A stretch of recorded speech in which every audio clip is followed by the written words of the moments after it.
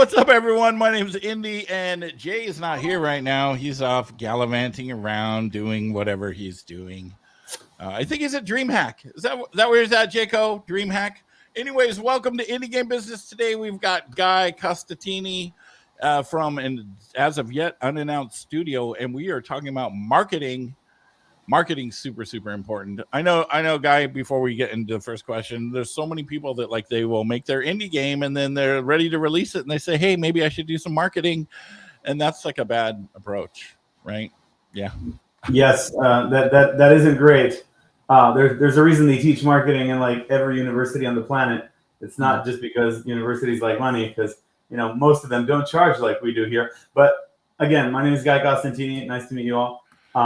The thing that I think a lot of folks that are passionate and get into games because of their passion forget is that you still need to get it to the people. It's kind of the analogy I always use is like you spend whatever amount of money you spend making this like muscle car that you're really in love with, and then you put sugar in the gas tank instead of like gas. It's a bad idea. Or like maybe you put like corn oil instead of like high octane fuel. Right? You want to get the right amount of fuel for your car, otherwise you're not going to win any races. Sorry, I do a lot of car analogies. Yeah, no, that's good. All right, so let's hit the first question. Jay always likes to ask this question. How'd you get started in the game industry? Tell us your story there. Many moons ago. So let me tell you, this is something that starts from, I only found out recently, actually, only a year ago, that my dad was an ad exec in Italy, like many years ago, and Atari was running this campaign where they gave free Atari 2600s to ad executives. So my dad comes home, and young me is wide-eyed and happy that I am going all of a sudden to get a game console. I don't know what it is. It's got Space Invaders on it, which I guess tells you how old I am. And ever since I was hooked, I was playing games. I learned to build my own computers. I was kind of ahead of the curve on that in school and in the professional life because of games. And so I always wanted to work in games, but it felt like super unattainable. I didn't really know how to figure out how to get there. And so I ended up moving to the States to go to school. From there, I went to Rutgers in New Jersey. Then I went over to New York to work on a startup. And I had a lot of real fun building international business. But my heart wasn't in it. I was looking up information about games every day. I was reading up on the industry, how to put things together.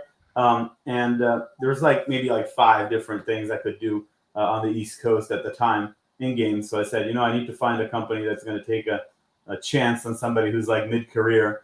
And so I found this, at the time, young startup called Riot Games in Santa Monica.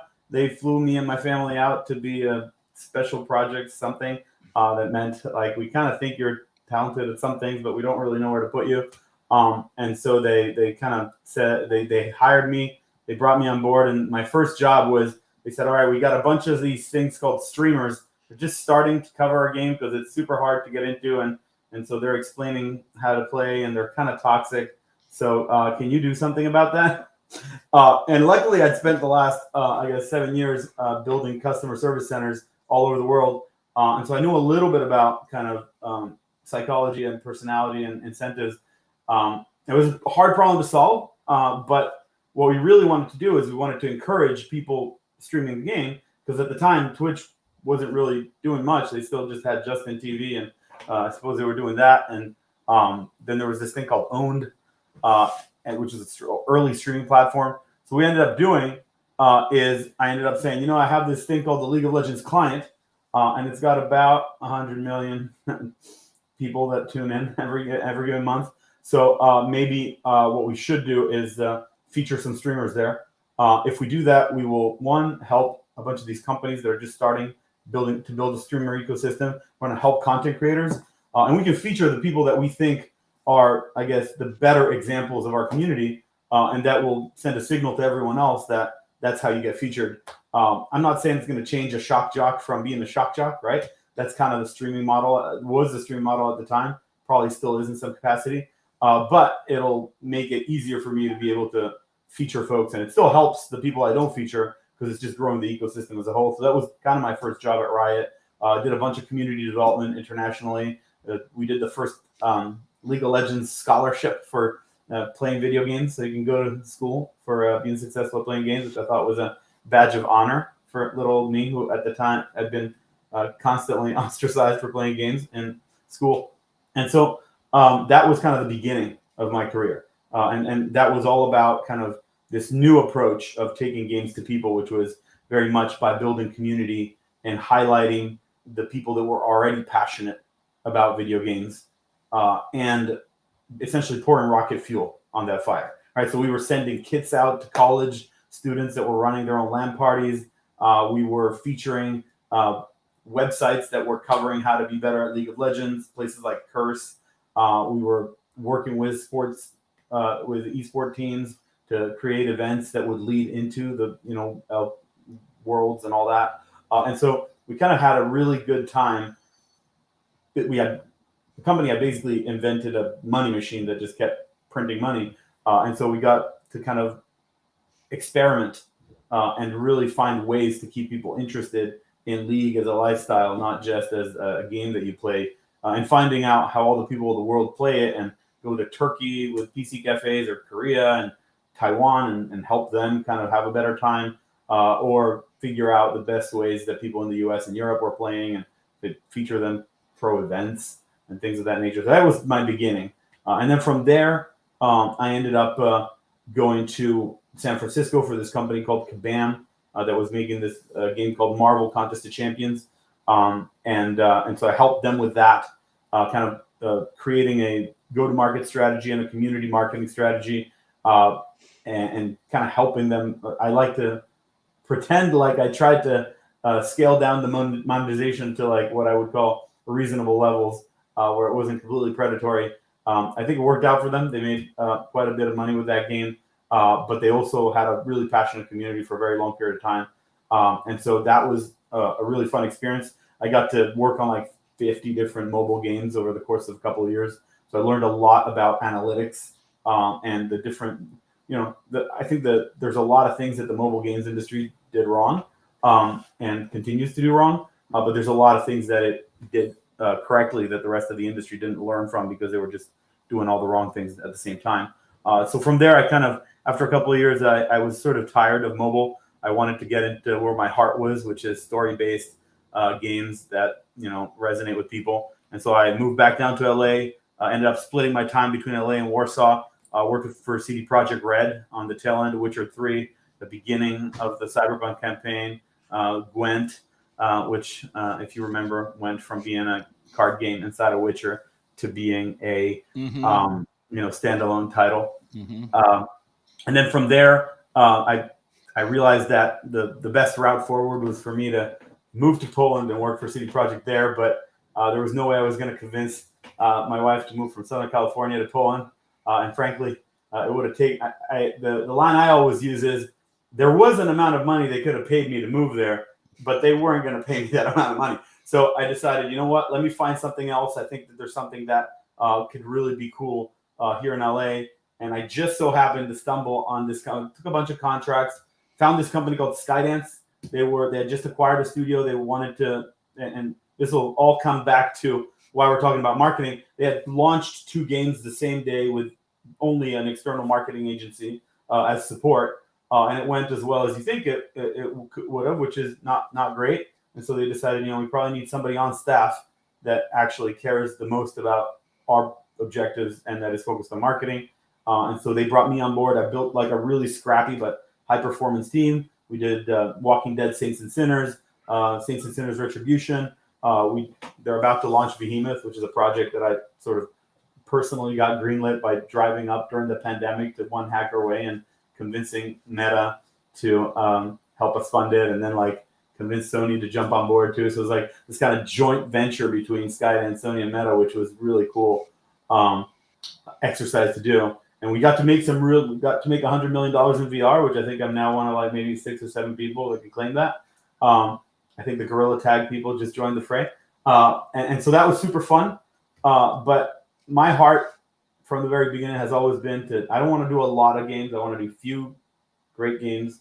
And so I decided I finally stepped on enough landmines to maybe know where a lot of them are buried. And so I decided I'm going to start my own studio. probably at one of the most exciting times to fundraise. And so in November, I quit my job at Skydance. My game director quit his job at Gorilla. And we built a studio that's kind of independent and super scrappy and has been hard at work completing a vertical slice. The reason we're unannounced is because I'm a big believer in showing players something that's worth showing. So we're still working on getting to worth showing. And once we have it, we'll be showing it to people. So that was a pretty long answer. So apologies for that. But no, this is great. Let's talk about kicking the door down to getting the game industry, right? I mean, I've been working in marketing and PR, and I've been a Twitch partner for almost a decade. It'll be 10 years next January. But, so you were there for the early Twitch wars. Yeah, it was after Justin TV, but yeah, it was like Man versus Game, and yeah, all those guys. Yeah, I was there I was like the 1500th partner or something. I don't remember the exact number or whatever. Yeah, my Twitch channel was indie. But if you guys know, I've been doing this a long time, but I just think I found my new mentor. Right. I'll tell you this. I have such an enormous amount of respect for anybody that creates Twitch content, just because to me it's so much harder, because it's much more like radio than it is, or like running the Daily Show, or like Jimmy exactly Kimmel. What I would always tell people. So much content, right? It's like really hard. Yeah, you gotta. That's why I tell people, don't have. People would ask me like, "How do you be good on Twitch?" And I'm like, "Well, be entertaining." Well, what does that mean? I'm like, I don't know. I had my ups and downs, right? I got partnered pretty quick, but I used to tell people exactly that. It's like you're on radio. You don't want dead silence. If you're listening to the radio and someone stops talking for 20 seconds, what do? You change it, right? So, but yeah, that's super interesting. And I'm excited to see what you guys are working on. That's really awesome. All right, so we've got some subjects that we're going to talk about. I've got a nice list of stuff that you filled out for the form. So is there anything else that you wanted to add before we jump into this list here? I mean, I love the independent scene. I've learned so much. Not just, I've been on a lot of different sides, right? Like we built a little bit of a publisher at Skydance. We were doing a lot of deal review, looking at games of all sizes. And so jumping into the development side, I've just even for a year, I've learned a lot about exactly how driven the community is, and how much there is to share, and how open everyone is. So it's been really a joy to be a part of it. And so I hope I can share what I've learned along the road, because I've had to build really big marketing budgets, like, think 50 million plus. And I've had to build really tiny marketing budgets, think, or I guess relatively tiny, because like there's people that launch games with like, $1,000 in a dream. But what I would consider a tiny marketing budget would be like sub 500K. And that, a lot of folks on the dev side will look at it and be like, I can build so much game for that money. I'm like, yeah, you can, but then nobody will see it unless you get really lucky, and getting really lucky is not a strategy. Right. My theory is, as much money as you put into development, you need to have that much or more for marketing. That's a good way of looking at it. I think it varies. The sort of the yardstick that I would use is actually 20% at least. If you are something that has some recognition in the marketplace, I would say 30 or more, 30% or more if you're a brand new IP. But if you go when you go in really big territory, like AAA territory, it tends to go more like 40%, 50%, right? Sometimes even 100%. If you're talking like Call of Duty or like GTA, right? When they want to be everywhere and they want to be on the sphere and like outside the Burj Khalifa and all over TV and activations in 8 different cities, right? Like you can spend a lot of money on a lot of things that I would call sort of vanity marketing, but that get your board really happy, and they get after the people. Like if you're launching something really big that everybody knows about, you're trying to reach everyone, not just the folks that are already following you because they follow game publications. And so the strategy there has to change. But if you're launching an indie title, at least you should have 20 to 30% of your dev budget. Now, again, dev budgets vary wildly in the indie space. So there's another way of looking at it, which is look at your target market and audience and build your marketing plan based on that. And that's sort of like, I guess, a little bit more of a more modern way of building a marketing strategy and a kind of go-to-market plan. In the end, you want to have a forecast. You want to know what you're thinking you're going to make and whether or not it's well-informed. You want some comparables, titles that are similar, how they've done. There's a lot of data sources out there. It'll move the needle so much to just buy a little bit of market research. It'll just allow you to not just be in the dark, right? And then sure, you can still go after content creators. You can still do a PR campaign. There's a lot of things that are very inexpensive and put you above the fray, right? So one of the things that I tell everybody keeps like all sort of funding sources like VCs, and they all love to tell you that there's like 15,000 games coming out on Steam every year or something. And what they don't tell you is that if you spend like, 10 grand worth of marketing, you're like above like 10,000 of them, right? And so it's not that hard to kind of emerge from folks that are spending zero. And so that's the thing that I would sort of recommend anyone with an independent studio do. If you can afford a dedicated person that think about go-to-market, do it. If you can't, at least get half of a person or a quarter of a person, but get someone that's like really aligned with your objectives and they're really trying to figure out how to get your title to market. If you go with an agency, again, I've built teams that are a mix of internal and external people with agencies complementing things. But agencies have very different incentives, right? Like if their billable hours is the incentive, that's not an incentive aligned with making you the highest kind of return on investment when it comes to marketing. So you just kind of got to be really careful about where you put your marketing dollar when you're working with a smaller war chest. Right. Yeah, that makes sense. And then on the other hand, there's also the big mobile games that spend millions of dollars a day on their mobile ads. Yeah, I think that mobile is such a wild west of a territory. Even when I was there, so when I joined them, Machine Zone, which is probably, no hate for anybody there, but like the things their CEO was saying when I joined the industry, I was just like, please, we don't need strip miners in the industry. Like, just go do something else. Go like create an app that like makes you infinity money or like whatever, right? Like I'm really passionate about games and I love people that are getting into the industry with the objective of making it better and of creating value for players. Because if you do that, that's the hard way of building business. But if you win, then you win for good, right? Mm-hmm. There's a lot of people who are a little more opportunistic and they're like, I'm going to get in, there's this gimmick, I'm going to make a bunch of cash and then I'm going to go sit on a beach somewhere. I'm like, you're missing the point, right? Like go, mine cobalt somewhere if you want to make money to sit on a beach. Like the end goal for me is I just want to keep making games, right? Like I also want to be able to go on the beach from time to time, but like making games is the objective, right? So that's the kind of people I think we want in the industry, because then we'll just make better games and better decisions for players because you'll be acting, knowing how the player would react if that's the kind of person you are.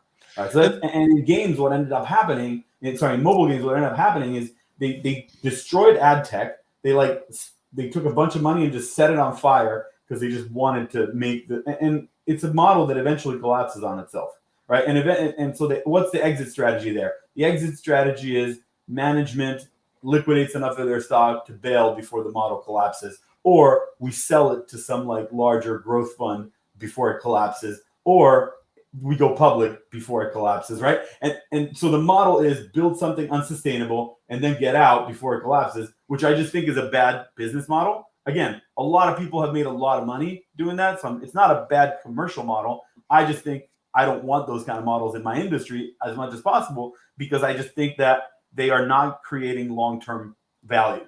And that includes enterprise value, right? Like it includes like the Riot guys have a model that's highly, highly monetizing, but they're in it because they want to make great games, right? And so you don't have to pick one or the other. When you look at mobile right now, it's so hard to emerge from the fray, right? You're going with an IP or you have to advertise your game inside of other games. So it's like this weird nesting doll of like advertising. Mm-hmm. it's just comical, but like also heartbreaking, right? Because it's like 55% of all games revenue comes from mobile, right? So that's half our industry, right? And they have struggles, right? Because if you dig deep in those organizations, there's people who really want to make great games, right? Yeah. I got two things. First, do you remember when they, I don't know if they still do this because I don't watch Twitch that much anymore, where they would run an ad of a Twitch streamer inside of somebody else's Twitch stream? Man, that used to make people mad. But what I actually knew someone who built a company that was designed to make unblockable ads in Twitch, and then Twitch just stole the idea. But like the idea was like you as a streamer can stream an ad in your stream so that people can't ad block it, which was great for the streamer technically because they can now monetize and actually just sell that ad space. But sometimes players are like, I'm watching you because I want to watch your content, not your ads. And again, to them, I say, then have a Patreon button and vote with your wallet, I suppose. There's plenty of people that have ad-free streams, but like everybody needs to pay their bills, right? Like last I checked, the grocery store doesn't take IOUs. Right, and vegetables cost a lot more now. And the other thing was you were talking about, people in the industry for the money. That I think that's also in a lot of other industries, right? Your mechanic, your doctor, right? Do you want a doctor that, I went to school because I want to make a bunch of money, or do you want a doctor that's like passionate about his profession? You know what I mean? And that is good for any industry like that. Absolutely. Yeah. Okay. Go ahead. Yeah, go ahead. No, go for it. Yeah, I was gonna say one of my best friends in the world is a doctor. We grew up gaming together actually, so it's like, and he's also like an investor in our company, super nice guy. And he has been also complaining about how administration in hospitals is super like PE fund driven, and they're making decisions that aren't best for the patients, and that's not why he got into medicine. And he's still like, he makes a doctor's salary, right? Like he's in New York, so he's not exactly broke. But he sees the model not working in favor of the ecosystem, and eventually somebody's going to have to pay for it. It'll either be system collapse, or we're going to have to redesign it. A bunch of people will be out of jobs. That's usually how it happens, right? Right. Okay, so we did kind of touch on differences between indie, AAA, AA, etc. Right? But most people I feel that watch this are more indie developers, right? So what exactly is the difference between, like back in the day, an indie developer was somebody that did not have a publisher. They self-published. That's what it meant. But then there's indie publishers, and then now there's AAA, and there's AA, and there's AAA. Like I work for a studio that is categorized as a AA studio. But so what does all that stuff mean now? Indie, AAA, AA, AAA. So it's super confusing, and I think actually even folks that are in the industry are a little bit confused about it. But the way that I guess it originated was really budgets. So the way that I look at it is from a dev budget perspective. If you're like, again, there's the new quad A. I just say anything above 150 million would be a quad A. 50 to 150 is like AAA. Under 50 is AA. And there's some debate there about whether or not AAA should be above 100 million or whatever. I think it really depends on where you are in the world, because it's if you make $100 million game in California, it's going to look very different than if you make $100 million game in Dalian, China, right? Or in the Ukraine, right? Mm-hmm. So because the cost of living is different, the resource costs are different. But you get the idea, right? Like high level of polish, like, you're in the, the top side of the tens of millions. Then there's kind of the AA is like very large, right? It's like from 50 all the way down to like 5. I think a lot of people in the 5 million would call themselves AA. I tend to think that like 10 and above, between 10 and 50 is AA personally. Anything below that, I'd say is like just indie. And again, it's weird to call indie something that used to be independence from publishers, and it's now just kind of like this bracket of money. So that's where it gets confusing, right? And then you have AAA, which is sort of like people who are indie vibe, but that are still in that kind of 50 million to 10 to 50 million range, right? That's kind of how I think of it money-wise. And then, like, I think having an independent studio is sort of like what every studio always wants. But what ends up happening when you're trying to build an independent studio and you succeed, you end up being a developer publisher because you publish your own games. That way you're not like giving that money to anyone. And then you develop enough of a core expertise in-house so you can publish games. And then people will inevitably decide, all right, should we publish third-party games or acquire studios and become a little bit bigger, or and become like a developer publisher that has its own development team, but also third-party devs, or will we stay a developer only and when we partner opportunistically with the right people to take our stuff to market. So I think today there's indie publishers, right? And there's publishers that do indie and AAA and AA, right? So it's all gotten a little confused, but I think that the independence is always wanted by a development team, right? But it's more about creative independence, I think, than commercial independence. It ends up being great when you have both, right? Because then you can kind of craft your own path. Like I think my favorite indie team that made it was the Valheim guys, which just made a bunch of money, and people were like, "Why don't you just grow and become like 10x?" They're like, "We just want to make another game, man. Like it's fine." And so to me, that's a risk that you run into when you succeed greatly. Is that you will have a lot of incentive, and from financiers and publishers and even people on your dev team, right? They'll be like, "I'd like to have more money and not have to pay for my house. So like, can we just do like 3 of these?"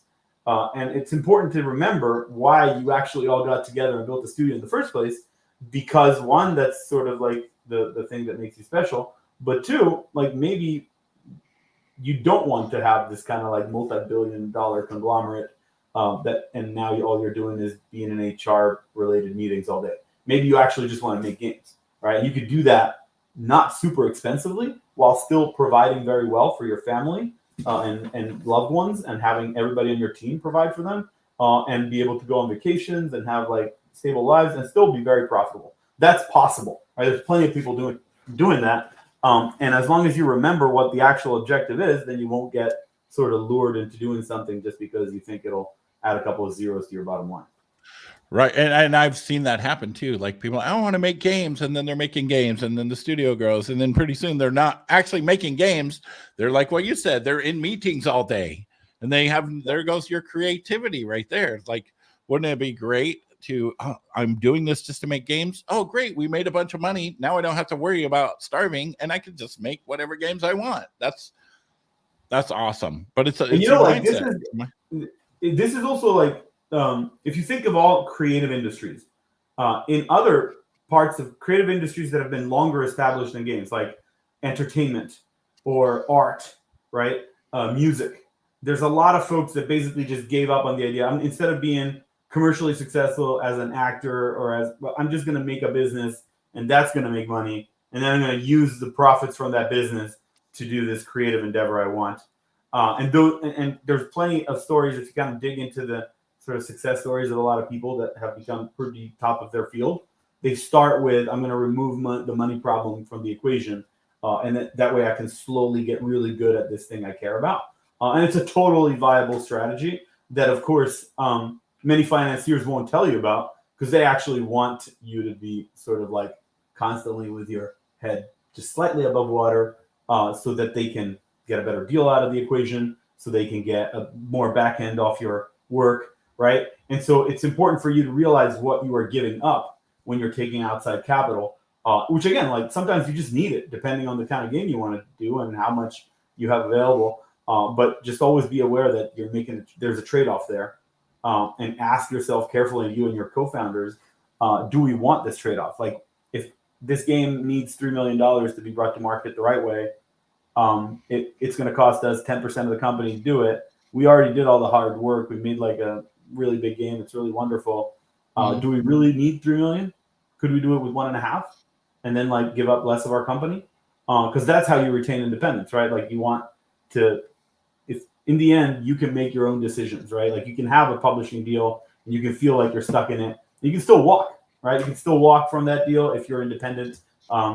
Sure, it'll cause you problems, right? You can walk from a platform deal. You can walk from an acquisition deal, right? Like it's important to understand that when you're independent, you have those things in your pocket, even though it may not feel that way. Yeah, and Hamster Hammer. First he says single eye, meaning just me. That's funny. Hamster Hammer says, that's why you see dev CEOs leave their cushy jobs and start new studios and new IPs, because they miss the razor's edge of creation. Yeah, I mean, exactly. Just ask Dan Houser, right? Dan Houser is working on Absurd Ventures, right? Like or Ken Levine, right? Like same story. Again, I don't know them personally, right? But people who literally could have written themselves whatever check, right? They could have gone to anybody and been like, hey, I made Rockstar. Can you give me like $100 million? And somebody else did, right? Like Benzies did that, right? But Houser is like, no, I'm just going to sort of raise whatever I need to make this thing that I care about. And there's a lot of other people like the Supercell founders. They started their own thing, like just kind of like, and because they remembered, and that's such a key thing, right? Like they remembered what I wanted to do was not be all over the world, flying around, not seeing my family, and then in meetings with, I don't know, bankers, like 70% of my week. Like I actually wanted to be hanging out with my friends, making cool shit together, right? Yeah. So that's sort of it's an important thing to remember, even when you are single eye. And that's really I know a lot of cool single eyes that my team is like full of them. Yeah, that's really the dream, though. Really, it's like because when you start out with your own company or your own indie studio, you're like struggling to make bills. Well, I'm just generalizing, but then you get to that point where you're financially secure, and that's one thing you don't have to worry about, and you can just make that game. That's Absolutely. Awesome. All right, well, so we're here to talk about marketing. So let's jump into some marketing stuff. You've got a list here, marketing categories to deep dive. What do you want to talk about specifically? Well, right now? What do you feel? I think the most important part is really make sure that you have a marketing budget. We just talked about it. You get it. And make sure that marketing budget is like sacrosanct and carved away from development.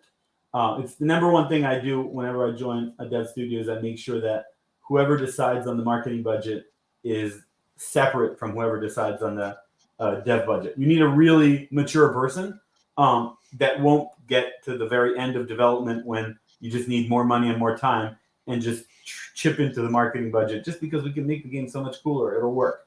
You can convince yourself of a lot of stuff. So you need to structurally position your budget so it's unassailable from a dev perspective. Also, like devs are used to doing a lot with little, so they'll look at the money marketing is spending and say, like, you're overspending on everything. But a lot of that is just devs not understanding the things that you have to do when you have a little bit of time and not so much money, and you have to really capitalize on what channels work. Now, the other side of it, once you've made that call and you've decided that you have money sequestered away, start thinking about go-to-market before you even do your game, right? Like that's the hardest thing for people to hear because they're like, oh, I'm already like 2 years into development. That's fine. If you're already there, just start thinking about it now. But if you're starting to think about a game, if you're starting to think about a studio, think about go-to-market immediately. Find someone that knows a little bit about it immediately. Start doing research immediately. You can do research very inexpensively by just looking at what's out there, publicly available data, right? And once you actually put some money together, I would say invest a little bit in market research right away. Figure out whether or not this thing that you're building, the world actually wants. And does the world want it today, right? Does it, like, you can look at StarCraft and say, wow, StarCraft was huge like 15 years ago. I'm going to make an RTS. Well, I hope you understand the RTS sales that happen right now because they're definitely not the sales that StarCraft had like 10 years ago, right? Mm-hmm. And so you just kind of need to understand this market size, your market opportunity, total addressable market, total attainable market, right? And you need to have some degree of measurement there. And then you need to understand if what you're building really works for that market, right? So you can test some of that stuff out. Very cheap, right? Like you can make some, early key art, make some ads, run them on Facebook, figure out like whether or not this audience that you thought was going to be really into it will click through, or get some data, just even a little bit, right? It doesn't have to be Facebook, it could be Twitter, it could be Twitch, whatever. You can spend very little on a programmatic campaign and satisfy your question of, is this a thing that people like, right? So that's something that I would recommend most teams do. And that's really squarely in market research. It then evolves into like focus testing your stuff. So if you're like in and you're not testing with your community, you should be. There's a lot of ways to do that that are like, very few people are going to leak your stuff if you're worried about that. Also, if you're an indie developer, like you probably want people to see your stuff more than are worried about leaks. And like I said, it's okay to want to preserve your kind of big wow announcement moment, but not at the expense of audience, right? So you can do a lot of like, there's market research that is ran constantly by large game companies to determine whether or not this thing that they want to invest a bunch of money in is actually going to do the thing that they're all convinced it'll do. right? And so you kind of want to be able to have that third party piece of information. There's also a lot of kind of consulting groups that'll do this for you for like a couple of grand, right? A couple of grand sounds like a lot when you're on an indie budget. It's not. It pays for itself. It's people like Critical Hit or other folks of that nature, which are basically games industry consultants. What they do is they run market tests. So if you don't want to hire a marketer, you can just hire them and they'll give you market analysis and research based on a game concept that you have. And actually, the rougher and sort of higher level the game concept is, the cheaper they're going to be at telling you, yeah, we think this can work and it could be like this, and it'll probably be like pretty inexpensive. And you just end up having that in your pocket, right? And then stay on top of trends, right? Like if everybody's making this specific type of game, it's probably going to be harder to succeed at it, right? So you just kind of have to keep an eye out for what's out there that's a comparable. That's what we call them, and we call them comps in marketing. But really, you should always be looking at things that you think are good examples of what you're looking to do. Okay, yeah, that's good. That's good stuff.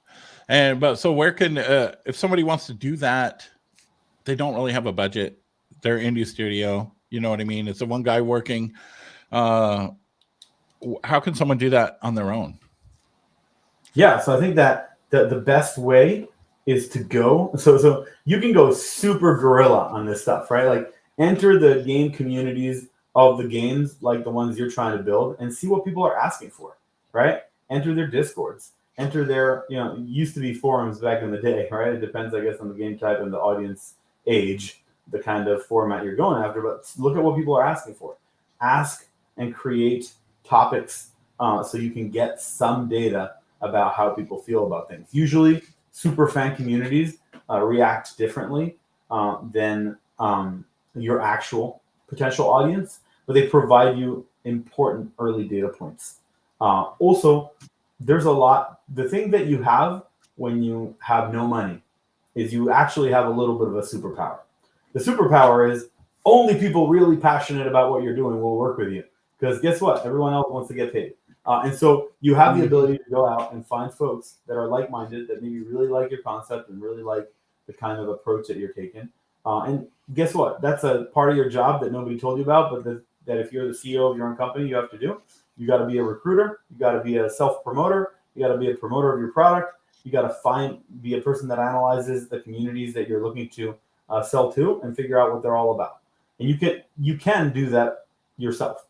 It's going to be a lot of work, right? But and it may not be what you want to do, right? It's just something that you have to have in your pocket if you're going to make good decisions about the kind of game you're going to make.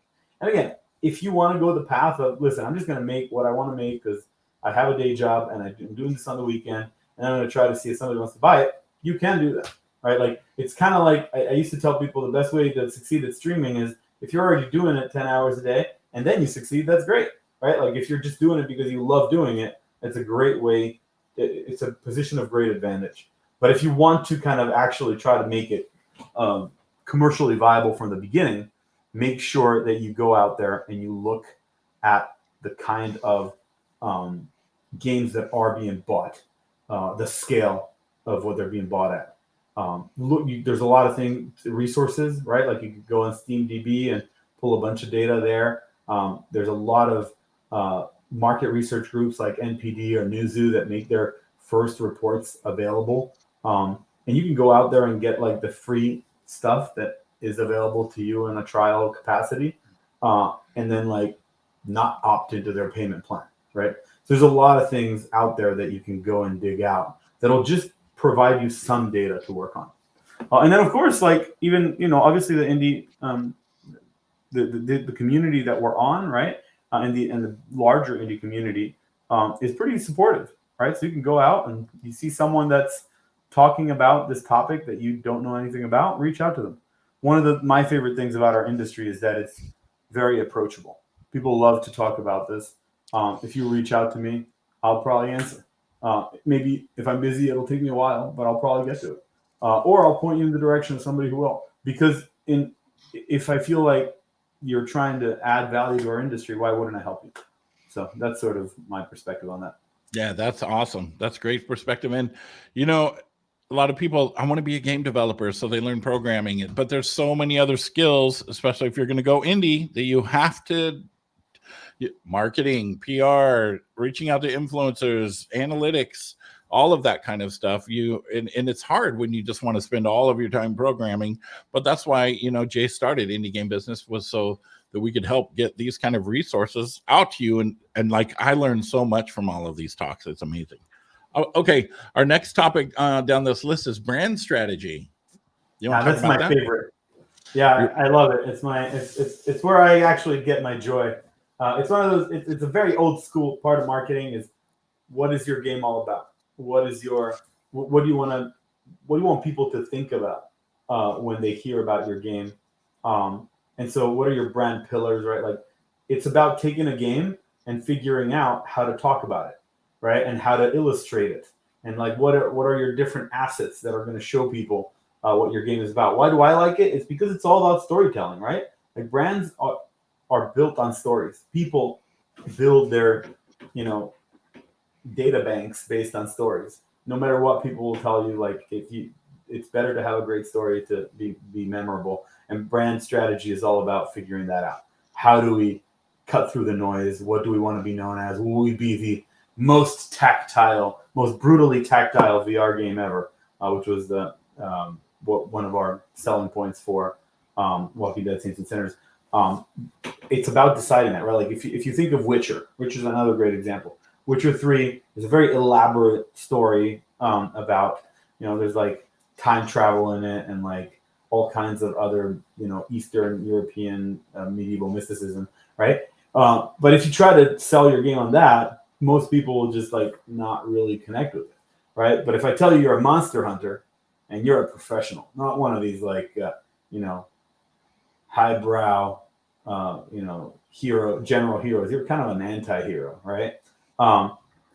That's interesting, right? Like that's something that you haven't seen before. Like I'm going to be this kind of like older dude and he's a pro and he just hunts monsters. Cool. Right. And so it's about distilling the message, right? So having like a one sentence descriptor for your game, deciding like what's the name of the game going to be, right? A lot of times you have a lot of indie devs, they'll fall in love with a game and the reason you fell in love with the game name was different than what would be the best game name for the people. Now, it's very unlikely in the indie space that you'll change your mind, but sometimes it's a good idea to go through the exercise of deciding what should we call this game and why.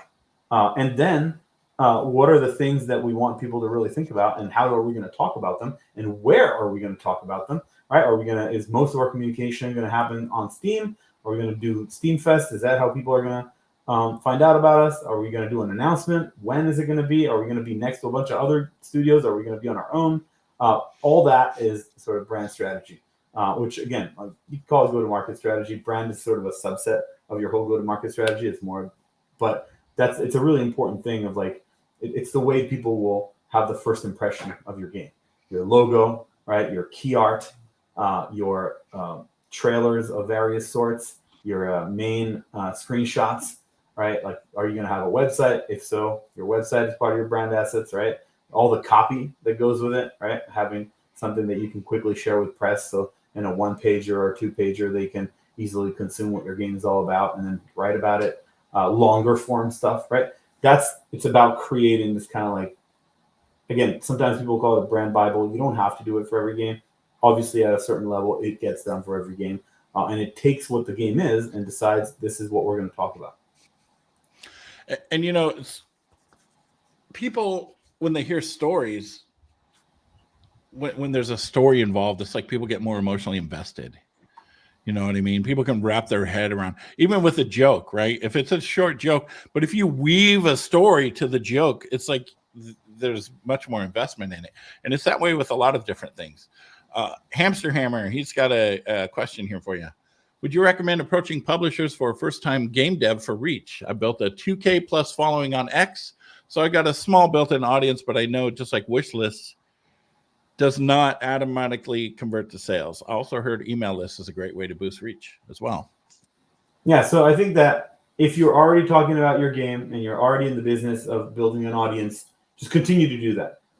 I think it's a very sound recommendation if you're out and you're public to always try to get your game to be seen and talked about by as many people as possible. It'll help you talking to publishers about your original question. Yes, if you're an indie first-time dev and you can secure a publishing deal, there's an advantage outside of just they know how to bring things to market. And it's something that I actually feel strongly about as a dev that's currently doing that. I think that certain publishers will exercise a different amount of muscle when they bring things to market. You should look at what the way that publisher is able to get their games into market. They may give you a much worse deal than someone that is not as good at their job, but you kind of get what you pay for. If I'm trying to establish an original IP, my dream publisher is the person that will get it to as many people as possible. If they take 90% of my money, I'm okay with it, because guess what? If it's a huge game, I get to have all the leverage on game 2, right? And so I'll just make sure that that first publishing deal doesn't have like some weird clauses in there that gets them in perpetuity rights to the IP, right? So the most valuable thing to do is to retain IP ownership, which most publishers these days will let you do anyway. If you give up IP ownership, make sure you're doing it for a very valid reason. Read good backend and or such a great deal that like after the game works, you could just go and do a different game, and you get sort of your name tied to the fact that this great game got made. So it's about like kind of identifying what a publisher is good at and whether or not you need that. Now, let's say I have a really good friend who works with me. He has like 30,000 like wish lists on Steam. That's great. That makes you marketable for an indie publisher. You can go to the publisher and be like, hey, I already have 30,000 wish lists, and now you're de-risking their investment. So you can ask them, they can ask for a little, or you can ask them for a little bit less of a back end on that first deal. It depends really where you are in the development, and what have you done all the job of the publisher for them already, or do you really need them to do work? If you need them to do work, you should be willing to give up percentages of return in exchange for that. And it just, that's just sound business, right? They're in the business of like every publisher ever is in the business of paying developers less than they're worth, the same way that every employer ever is in the business of paying employees less than they're worth. Because if they paid them exactly what they're worth, it would be a cooperative. It wouldn't be a business, right? And so that's the sort of harsh truth of business. But at the same time, it doesn't mean that it can't be very advantageous to be in that kind of position when they bring something to the table that you don't have and that you don't have the capital to build. So hopefully that answers the question and not too meandering of a way. No, I think that answers the question perfectly as well. I like you said that every employer is worth not paying their employees what they're worth, because then it would be a co-op, and that makes sense. It doesn't make it bad. It just makes sense, because how would they make money if they didn't make money, right?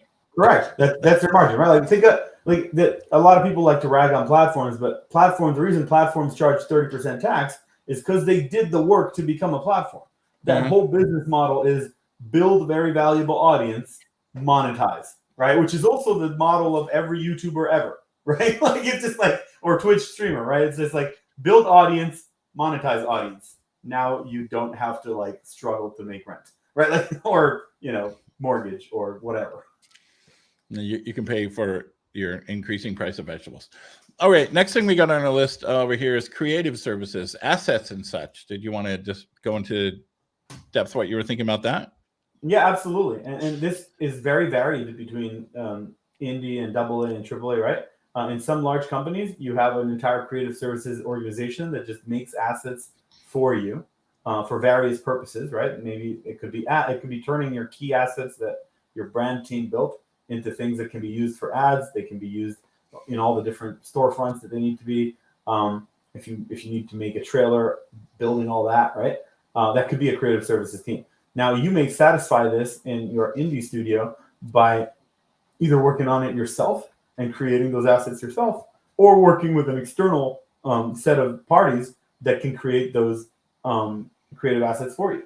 But of course, if you have a solid brand strategy, you know exactly how many you're making and exactly which ones you are not making, right? You may decide, hey, listen, we don't have a ton of money, or we have almost zero money, so we're just going to use screenshots from the game that we have. But maybe we have a friend who's really good at doing capture. Let's have them do the screenshots, because they kind of really know how to like post things in Unreal the right way. They know how to convey what we are trying to sell here, right? So your brand strategy will tell you, let's pretend that your game is a third-person action game, and it's got brutal combat, and it's got spectacular environments, and it's got a wonderful story, right? Those are your three unique selling points. And then your assets have to support that, right? So you'll want one screenshot that really sells that brutal combat. Maybe it's some guy with a sword inside some enemy with blood squirting all over the place. But, depending on the storefront, you may want less of that blood. Or it's, and then your other selling point is beautiful environments. So you'll have a really cool environment. And then maybe if you have a character, your character's kind of there as well. And then like, if your third selling point is a story, there's a way for you to convey that visually. Or maybe you decided, you know what, our story is so special, we're just going to do a podcast. We're going to do we're going to drop out some audio tracks leading up to launch with our audience, because it just so happens that one of our co-founders has podcast audience. So I'm going to use that channel they have to get a bunch of people to try our stuff. Right. And so it's about like that, again, back to that brand strategy and it informing your creative services. Is deciding what are your unfair advantages, what are the things that you can use to stand out, and what are the ones that you decide to use, whether they're paid or not. Like, you can come up with brand strategy by yourself.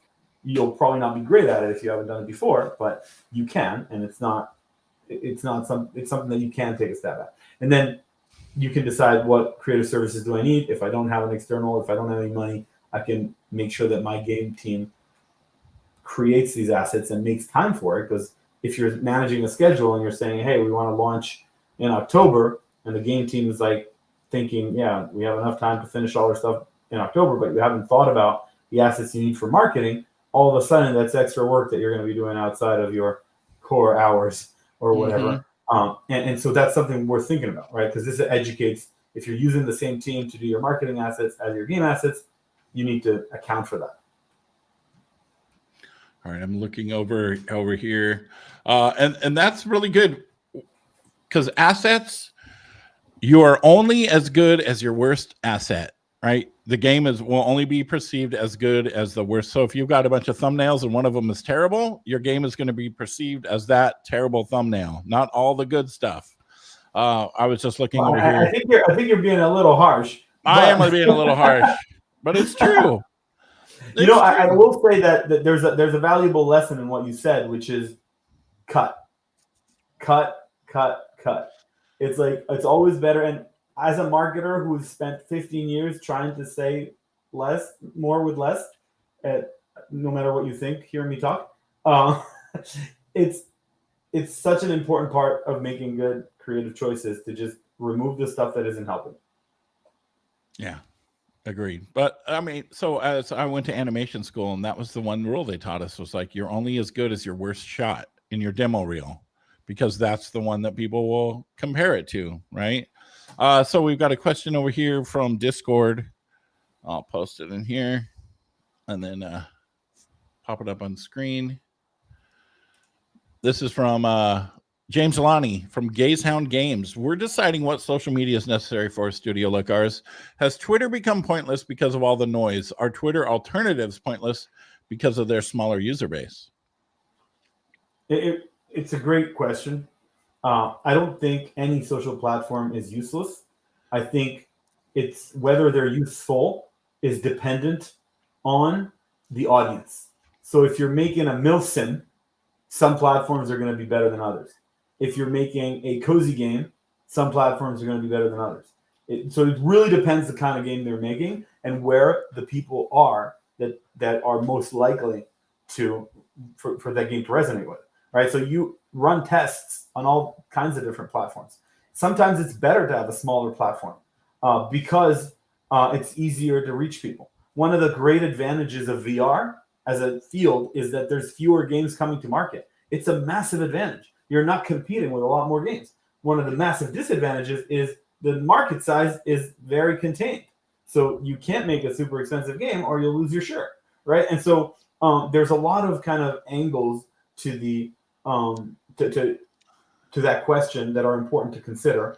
And so I'd say, X, Twitter, whatever you want to call it, still useful. There's a lot of gamers there.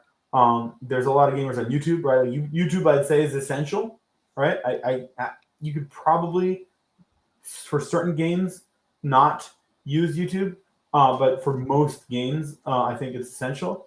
You have to have the strategy on the traditional kind of like Facebook, Instagram, TikTok, right? Like those are channels that people consume content on.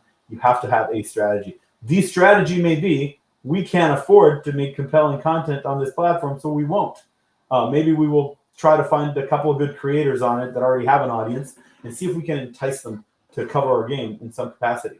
Even if we don't have money, maybe we give them an exclusive, right? Like maybe we do something that allows them to create content that nobody else can create. Because again, if you think of, and this kind of will lead into content creators and social, which is and PR, think of every channel as the channel needs something from you to cover you, right? Mm-hmm. It could be money, it could be exclusivity, it could be you have the exact thing that their audience wants, right? It's those, but you need to figure that out in order to approach the different marketing channels you have. Which again, part of your go-to-market strategy is identifying what are the different channels we'll activate on, and there, you have social, PR, paid media, content creators, right? Like partners. Right? A lot of times, if you're doing it, like again, I go back to VR because it's like one of the advantages of where it is as an industry is that you can easily get a conversation going with the partner marketing team at like Meta or at Sony or at well, Valve is always a little tricky to get a hold of, but there's a way for you to kind of align your interests to their interests, and then you can get a lot of equivalent marketing spend by a platform featuring you on their storefront, and have it really drive both wish listing and or sales, right? And so being aware of like the partners' calendars, the platform calendars, and the different opportunities they present for people to surface their games is, again, part of that how you go to market strategy. Mm-hmm. And then also you can be on like Facebook, Twitter, X, YouTube, Reddit, and you can be on 10 different platforms, but do you have the bandwidth to make quality content on all of those platforms? Sometimes it's better to just be on one or two and make content there. Okay, we are getting close to our time, so I know you were wanting to go into PR and content creators, and did you have anything you want to do with that? Well, in our last few minutes, and if anybody had questions, make sure and drop them in here. Absolutely. So my real big passion, much as I enjoy creating brand strategy and cutting trailers and making key art, because it's creatively fulfilling, I really enjoy creating smart content creator campaigns that weave kind of our own social content with creator content and press coverage. I still think press is useful. I think that there's a lot of press that will cover you. And if you spend a couple of $1,000s, you can get a PR agency that knows how to contact press to get your game some coverage, and it's totally going to be worth it. So I would definitely have, if you don't have your own PR person, definitely find a PR agency. They're pretty much like I guess they can be pretty turnkey when it comes to press reach out. And then on the creator side, I would say there are creator agencies, but they're super risky to deal with because their incentives are all wrong. And so your PR agency can actually do organic outreach to people and treat them just like press. And I would do the work of finding your own content creators. It's work, and it's work to reach out to them, and only a certain percentage of them will respond, or their agents will respond, or whatever. But a coverage from a content creator that has a matching audience to yours, even if they're smaller, is so valuable. You want to have a stable of creators that you build a rapport with, and that you understand this person will not activate unless I pay them. This person will activate, but I need to get them this exclusive. You kind of want to know that about them. It's time consuming, but a strong creator strategy is a must these days for any go-to-market. And frankly, there's a lot of awesome creators. A lot of them get a bad rap. They're just trying to get paid just like everyone else.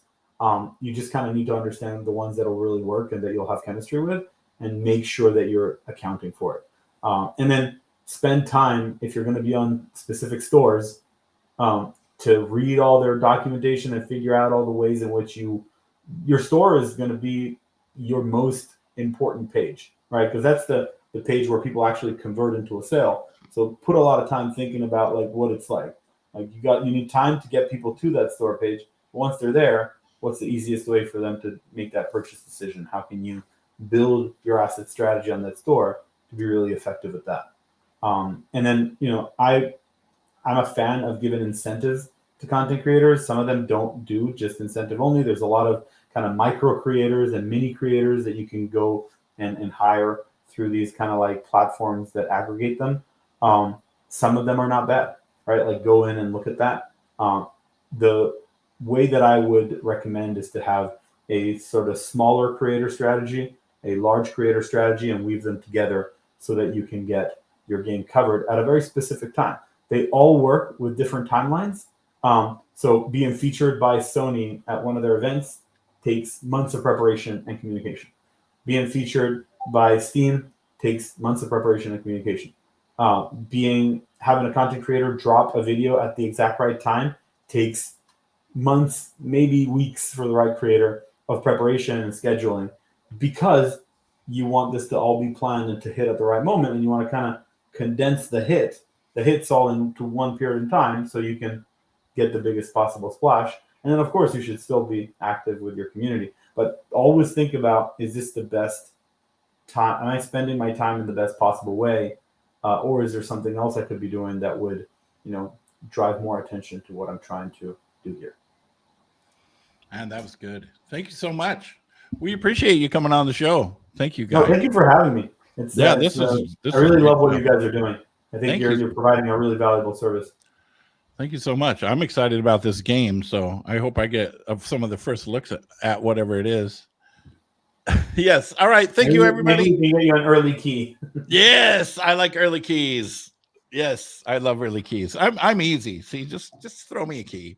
It's like a bone for me. Everyone, if you're not on our Discord, discord.gg/indiegamebusiness, you can check out all of our stuff at indiegamebusiness.com.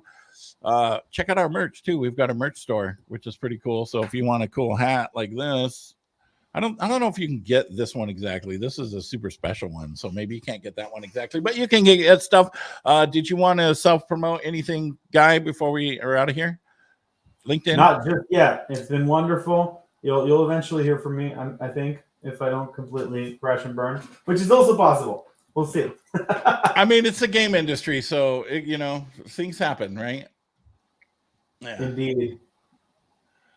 All right, let me thank you so much. But see you later, everybody. Take care.